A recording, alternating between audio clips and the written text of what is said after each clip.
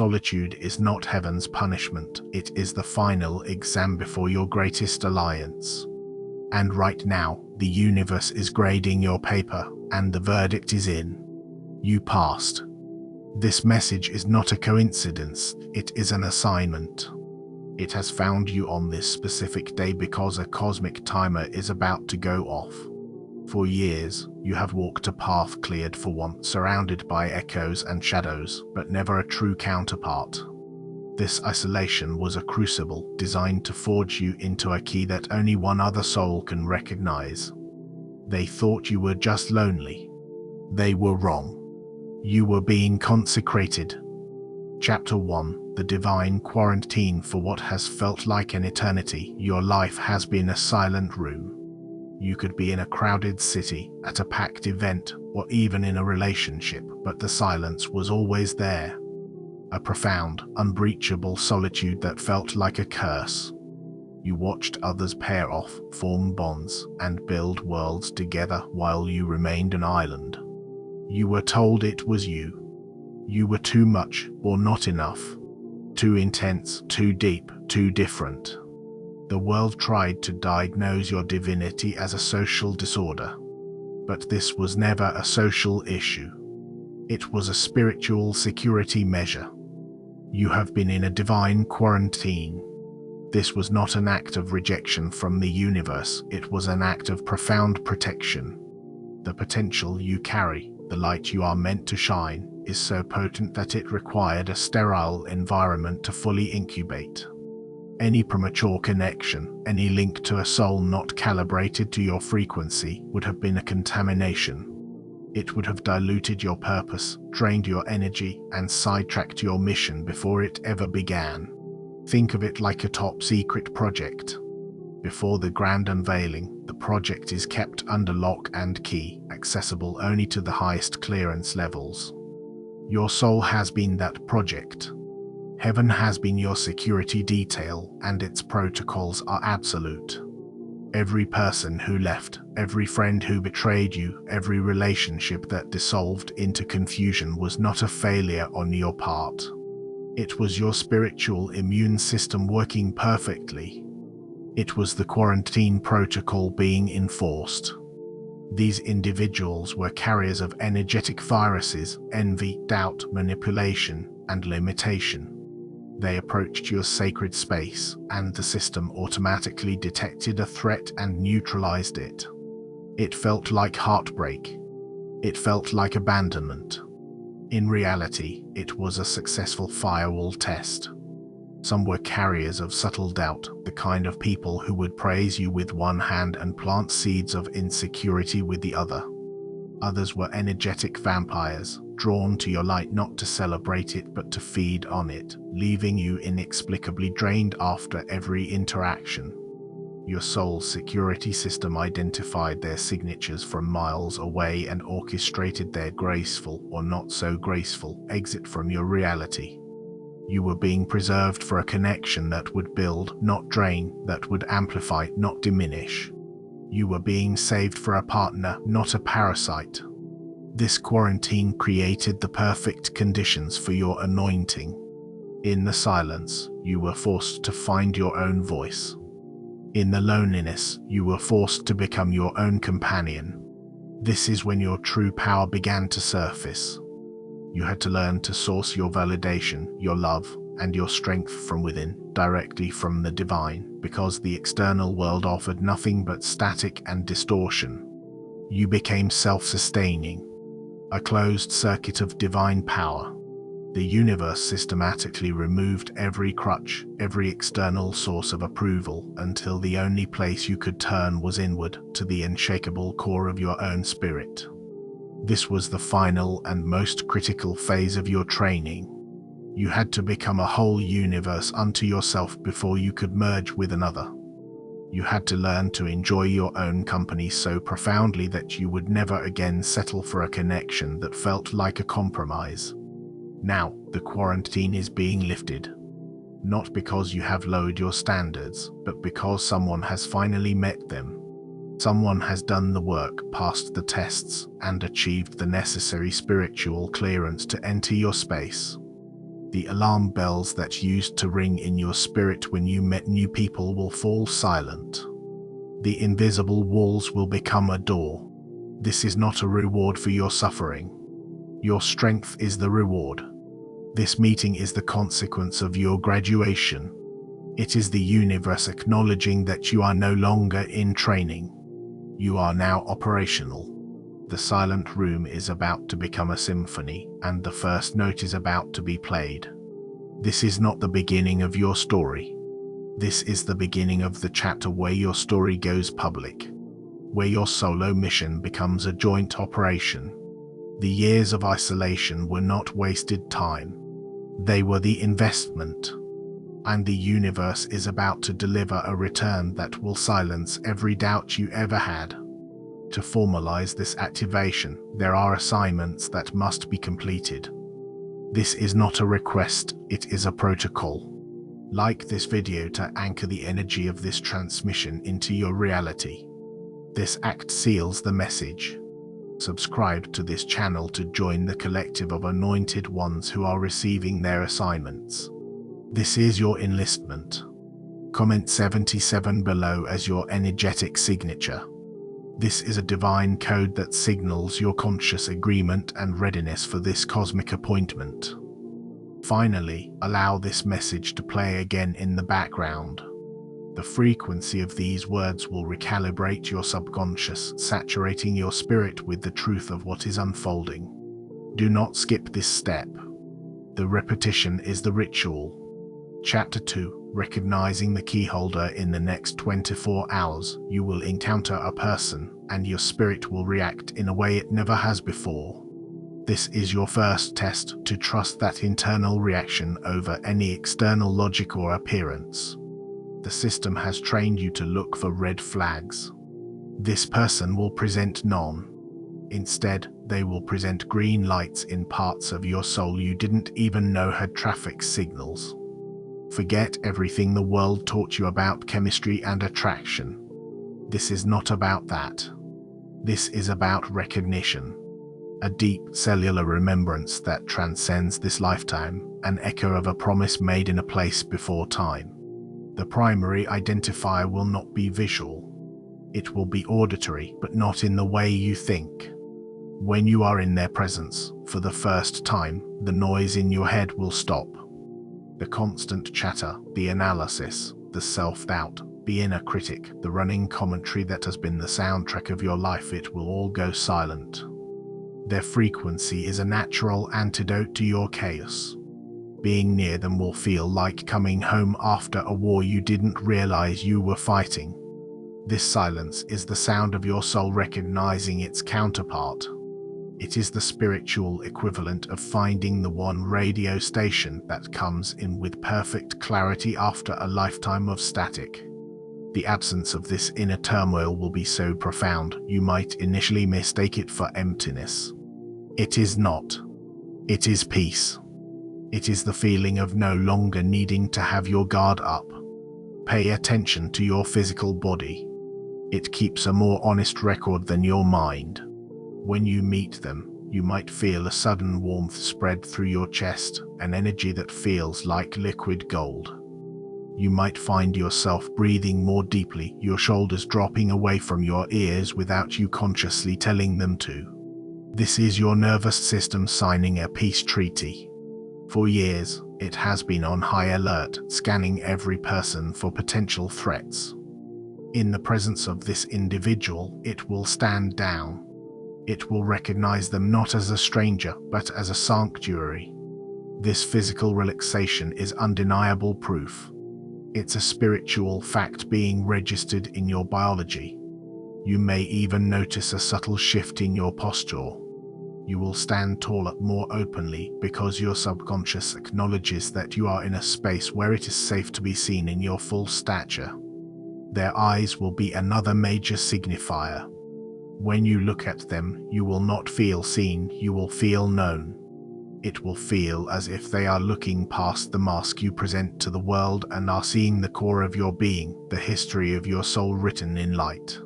There will be no judgment in their gaze, only a profound understanding. It can be unnerving. You may feel an impulse to look away, to hide, because you are not used to being perceived with such clarity and acceptance. Do not look away. Hold their gaze. In that moment of sustained contact, a silent data transfer will occur.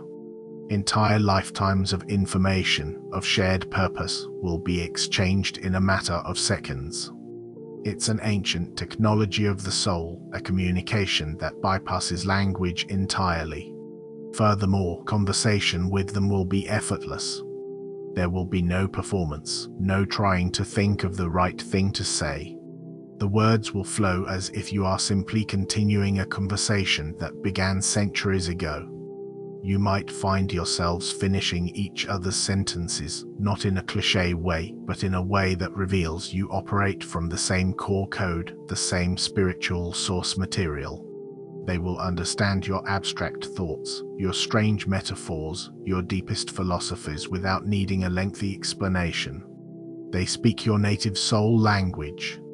It is a language you may have forgotten you knew until you hear them speak it back to you. They won't just hear your words, they will hear the frequency behind them, understanding the intention and emotion that language often fails to capture. This person is the keyholder. Your soul, as we discussed, is an intricate lock forged in the crucible of your unique journey. It holds vast treasures, your purpose, your deepest gifts, your next level of spiritual evolution. But it was designed to be opened only by a specific key. This person is that key. They do not give you your power, they unlock the power that has been dormant within you all along. They don't complete you, they grant you access to the parts of yourself you couldn't reach alone. This is why the universe kept you quarantined.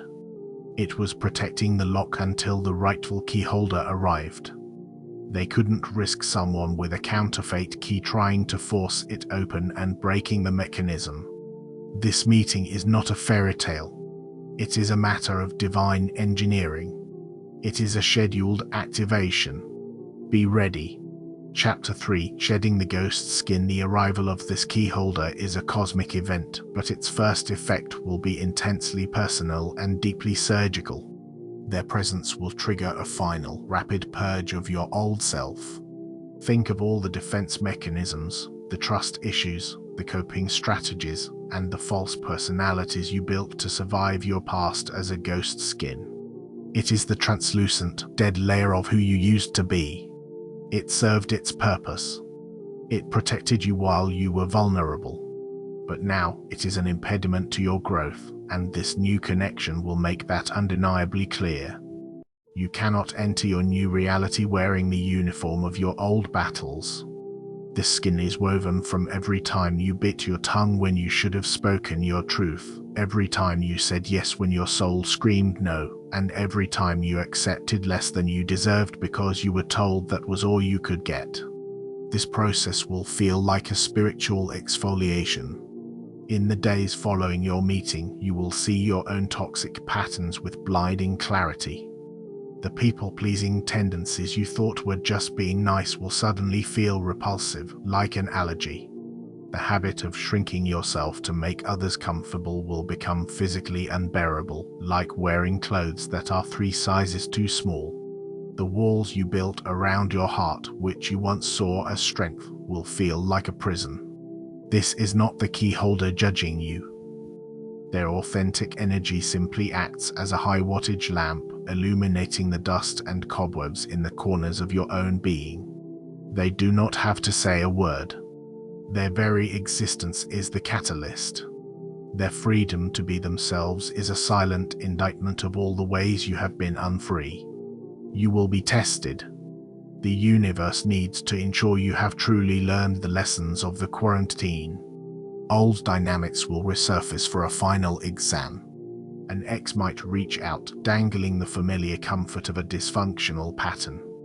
A toxic family member might create drama, baiting you into an old, painful role. A situation will appear that mirrors the exact kind of betrayal or manipulation you endured in the past.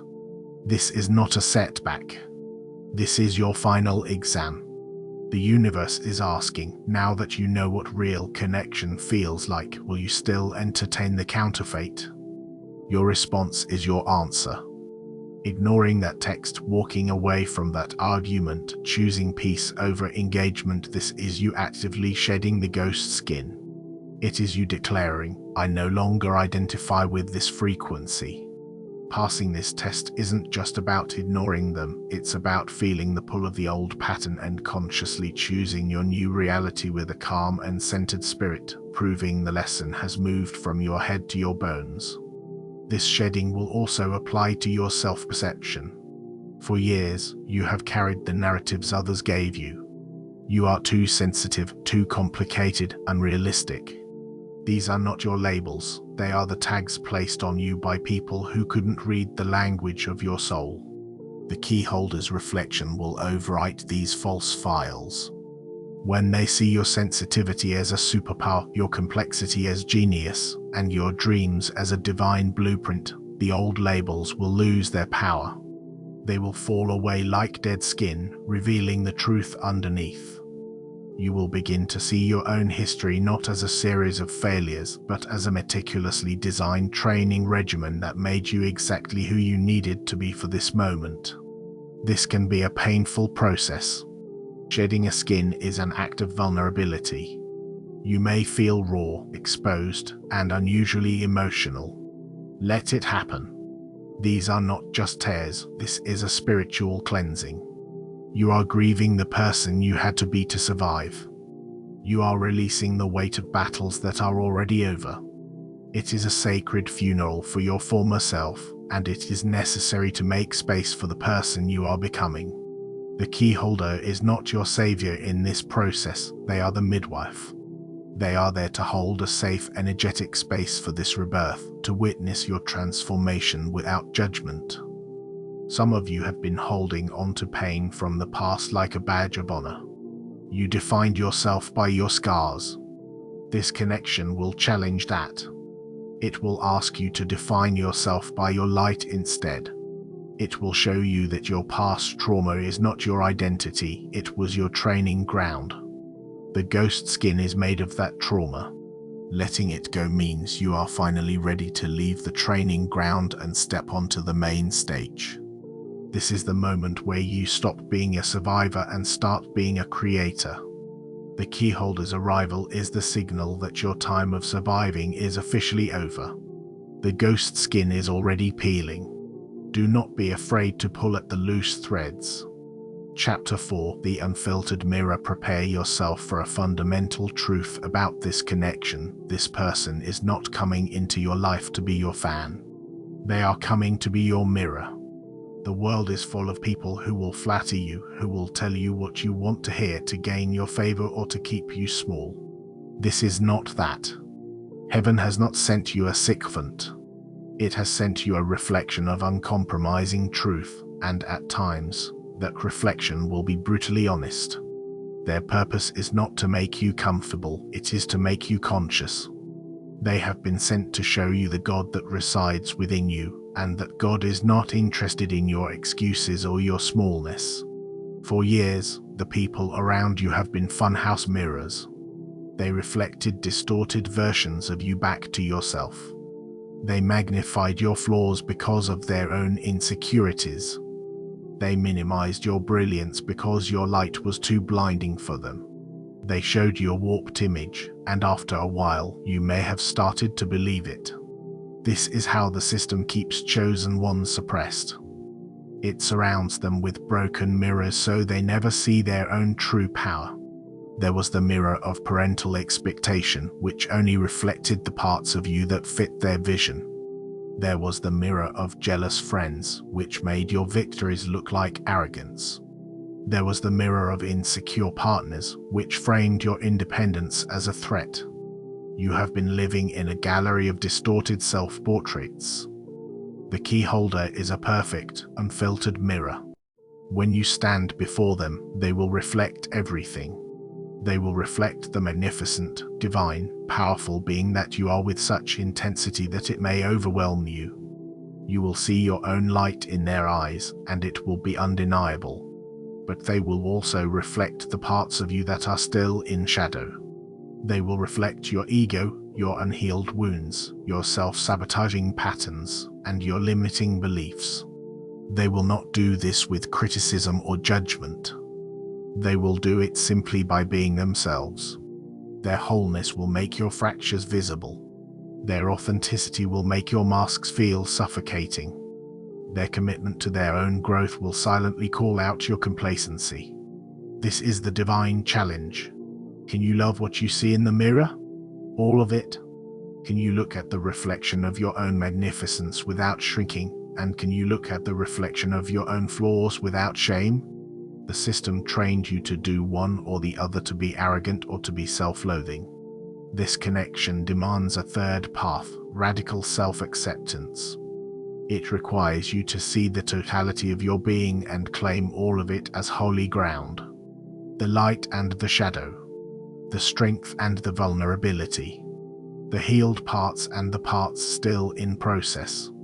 In the coming weeks, this person will trigger you. This is a guarantee.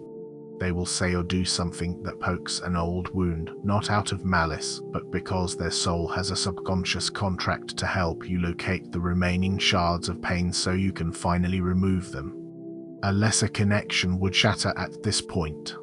But this is different. When you are triggered, you will have a choice. You can react from the wound, projecting blame and fear onto the mirror. Or you can respond from your spirit, turning inward and asking, what is this situation showing me about myself? What part of me is asking to be healed? This is the difference between a worldly argument and a spiritual activation.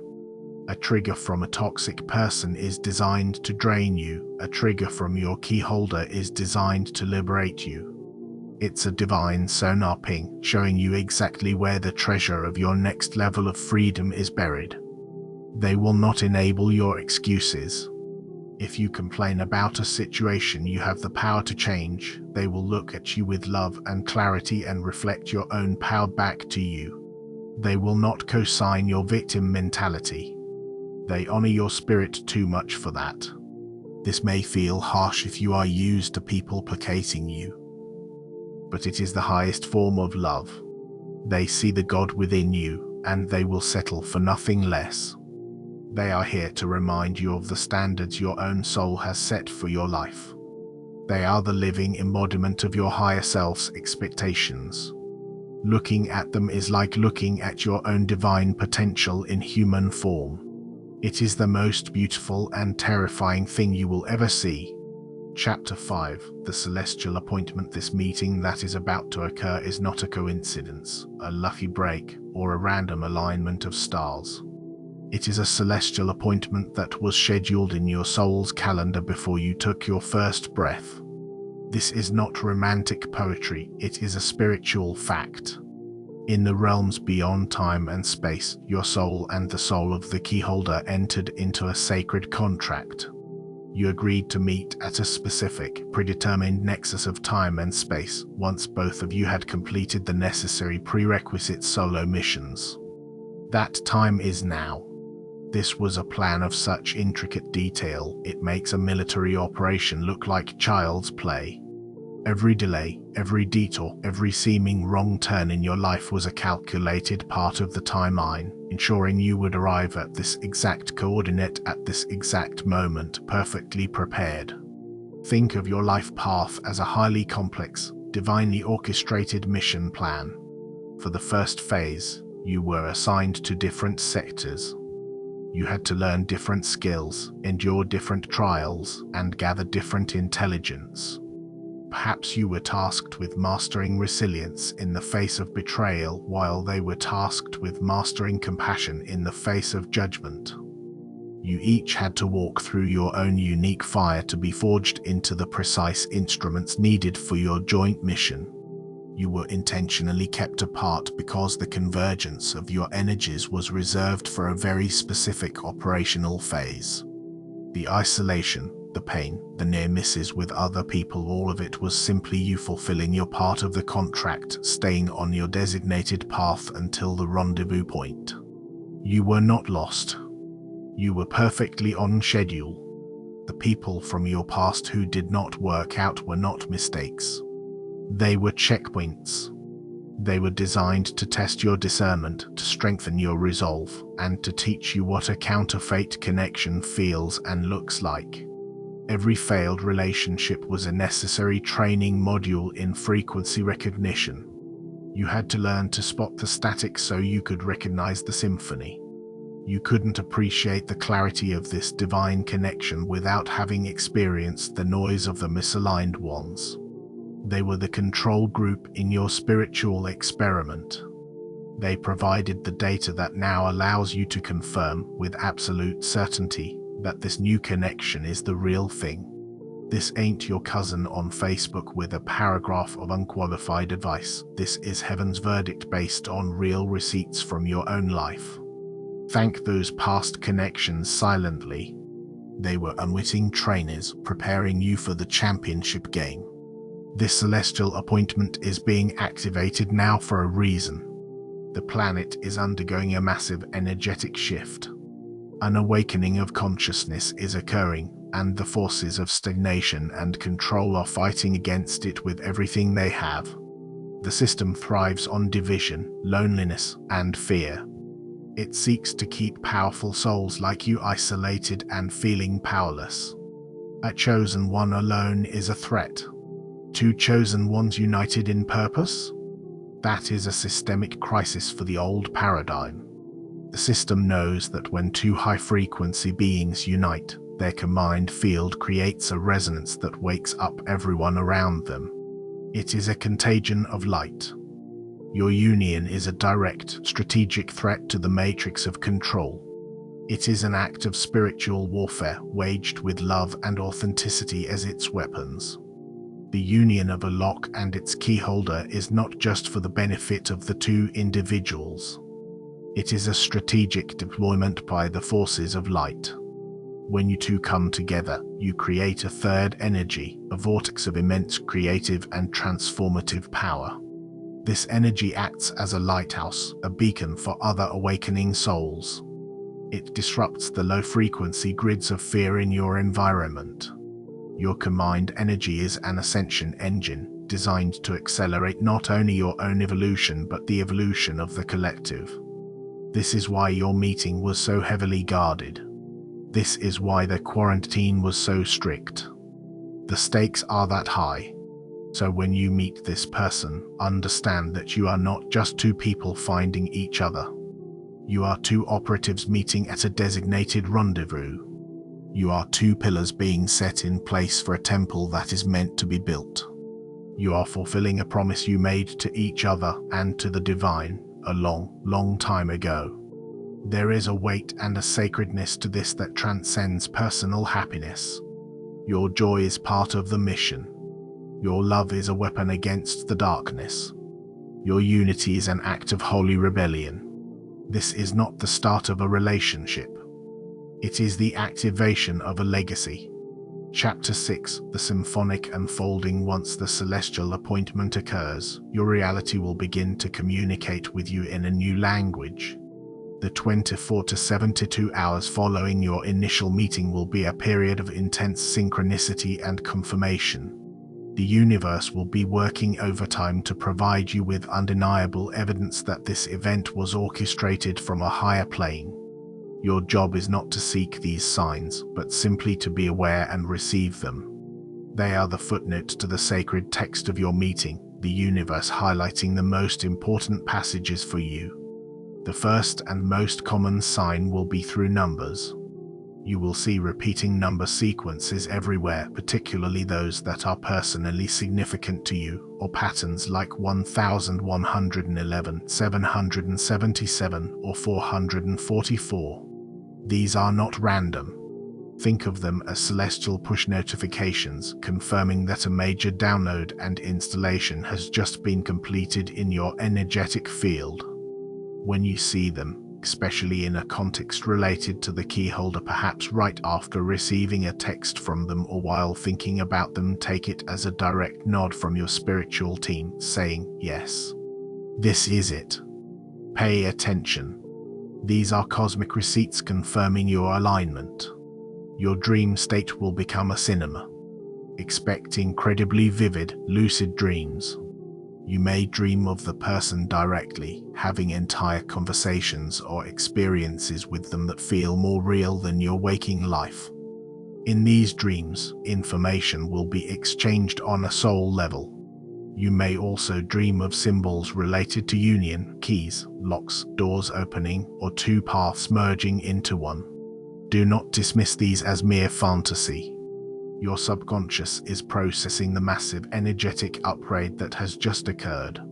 It is communicating with you in its native language of symbol and metaphor.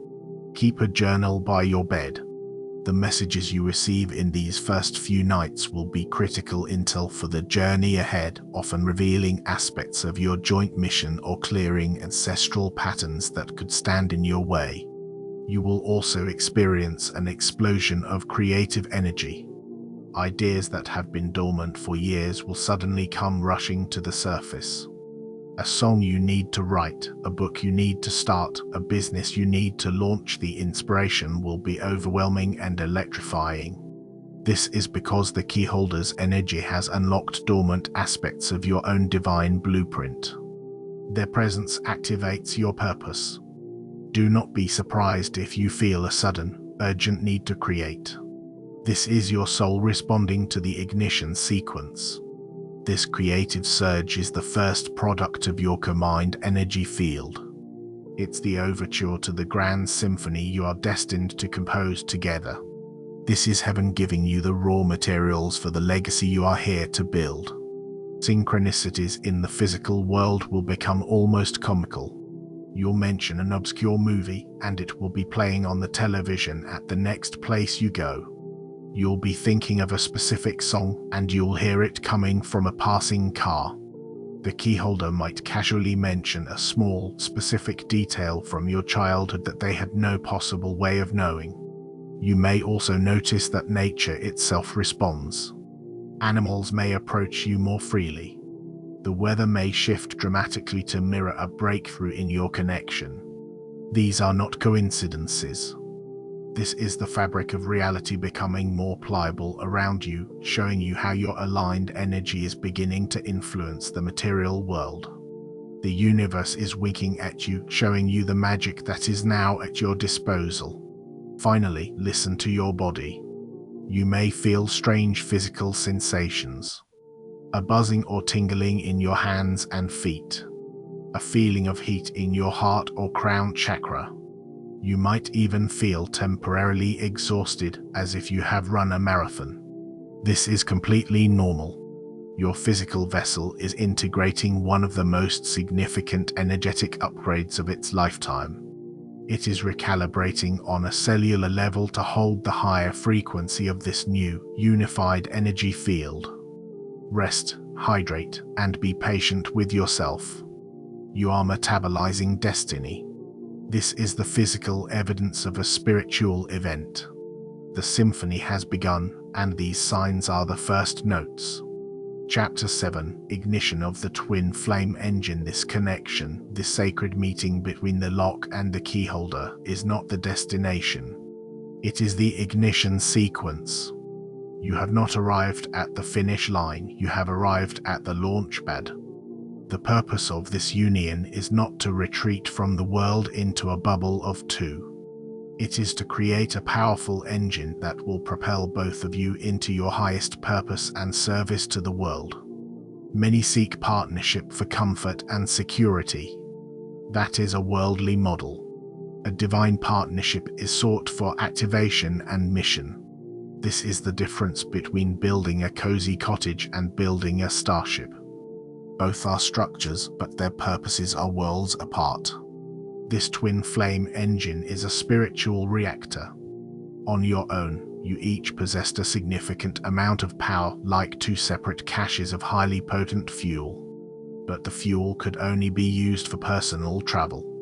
When you come together, your energies combine in a way that creates a fusion reaction. The resulting power is not just additive, it is exponential. This new, combined energy source is not meant for small trips. It is meant for interstellar travel. It is designed to power missions that neither of you could ever have accomplished alone. This engine grants you the ability to manifest at an accelerated rate, to bend reality in service of your divine mission, and to clear obstacles that would have crushed a single individual. The primary function of this engine is accelerated growth. With this person, your evolution will happen at a speed that will be dizzying. Lessons that would have taken years to learn on your own will be mastered in weeks or months. The mirror they provide is so clear and constant that you will be forced to evolve. There is no room for stagnation in this dynamic. The engine is either moving forward at high velocity or it is overheating. This intensity is by design. You no longer have the luxury of a slow, meandering spiritual path.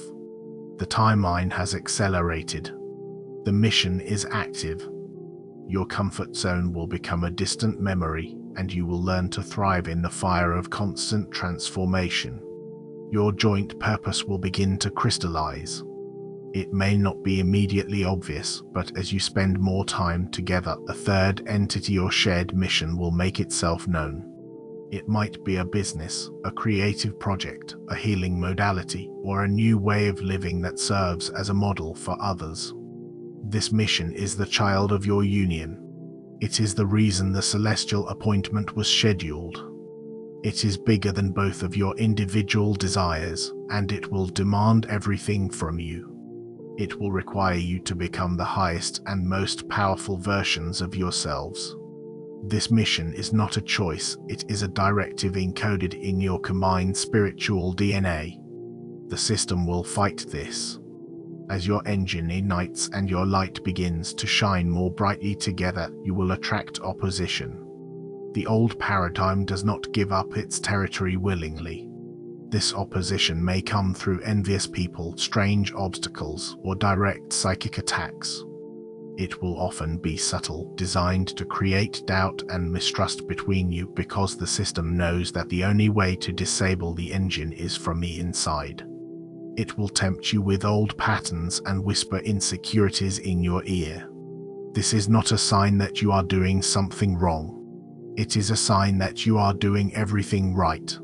It is proof that your light is disrupting the darkness. Your first joint test as operatives will be to hold your frequency together, to trust the engine of your union over the noise of the external world, and to recognize that any attack is simply a confirmation of your power. This journey is not about finding a happy ending. It is about stepping into your role at the beginning of a new story for humanity. This person is your co-pilot, your strategic partner, your fellow operative. The comfort and love you feel are the fuel, but they are not the point. The point is the mission.